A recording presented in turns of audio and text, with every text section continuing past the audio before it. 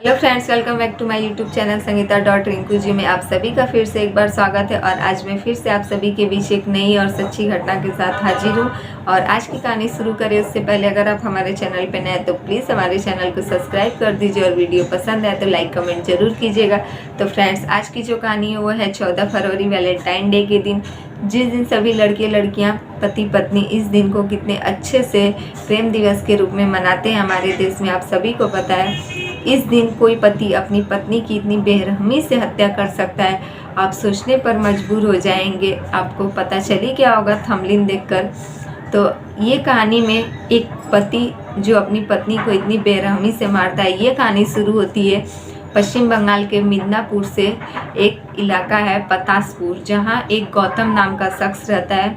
वह अपनी पत्नी फूलरानी को छोड़कर एक दिन सुबह सुबह काम पर जाता है और वह वापस आता है और आने के बाद अपनी पत्नी से कुछ झगड़ा विवाद करता है और उसके बाद अपनी पत्नी का गला काट देता है।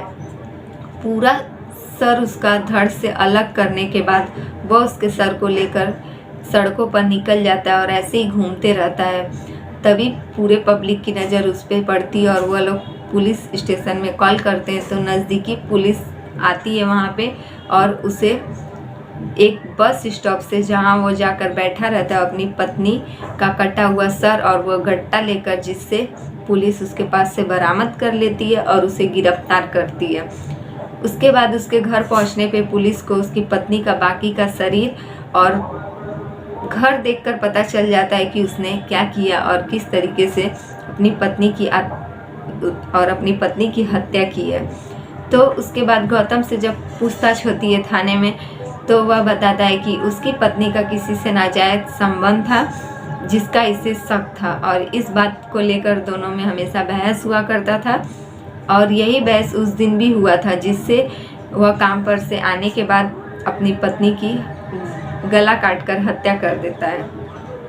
और वह एक मिस्त्री रहता है, तो वह उसके माता पिता को जब थाने पर बुलाया जाता है तो उसके माता पिता का कहना यही रहता है कि इसकी दिमागी हालत कुछ सालों से ठीक नहीं रहती है और ये ऐसे ही कारनामे करता रहता है। पिछले कुछ सालों में उसके माँ बाप का कहना है कि उसने अलीपुर चिड़ियाघर में ही शेर के जगह पर जाने का प्रयास किया था और उसने काफ़ी दूरी का दीवार छलांग लगाकर और तारों के नीचे से किसी तरीके से शेर के पास जा पहुंचा था, जिससे शेर ने उस पर काफ़ी हमले भी किए थे और वो घायल हो चुका था।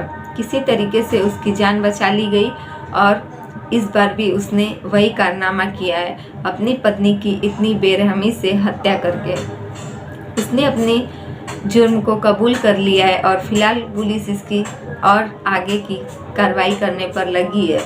तो आप समझ सकते हैं इस तरीके से कौन करता है एक प्रेम दिवस के दिन अपनी पत्नी को, वो भी पूरा शरीर से उसका सर अलग करके, और इस तरीके से सड़कों पर लेकर घूमना। क्या यह सही है? तो आज की कहानी यही है और वीडियो पसंद आए तो लाइक कमेंट जरूर कीजिएगा और हमारे चैनल पर नए हैं तो प्लीज़ हमारे चैनल को सब्सक्राइब कर लीजिए।